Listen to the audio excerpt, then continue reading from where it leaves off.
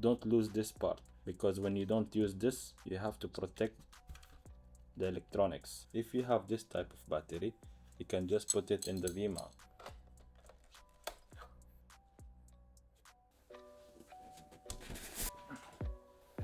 Today, I'm unboxing the Sony FX6.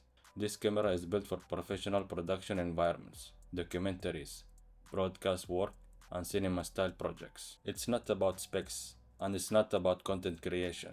It's about workflow, reliability, and how this camera fits into real production. Let's open the box and see what exactly you get.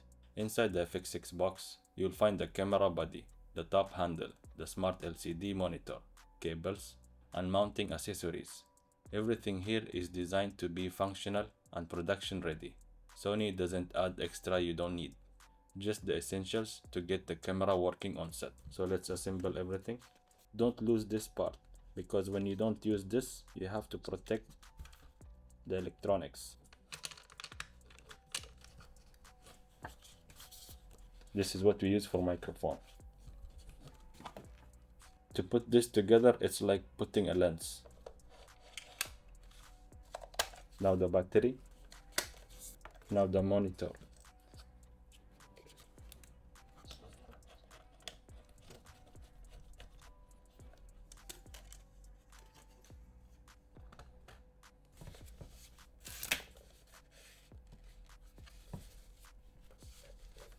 Whenever I buy a camera, I always add a cage. For me, a cage is not optional, it's part of the camera.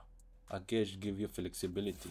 It allows you to properly mount an external monitor, microphones, wireless audio, timecode boxes, or any other accessories without stressing the camera body. It also protects the camera during long shoots and rig changes. This is what you get for the cage. When you're working professionally, your camera is rarely naked. You're constantly attaching and removing gear depending on the project. A cage keeps everything secure, balanced, and organized, especially on long production days.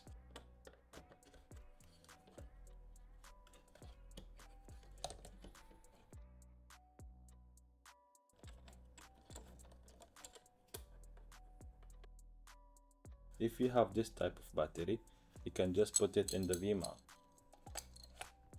like this.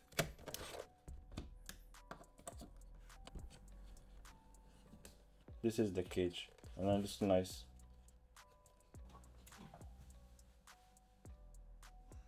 Now we attach the lens. Let's choose 70-100.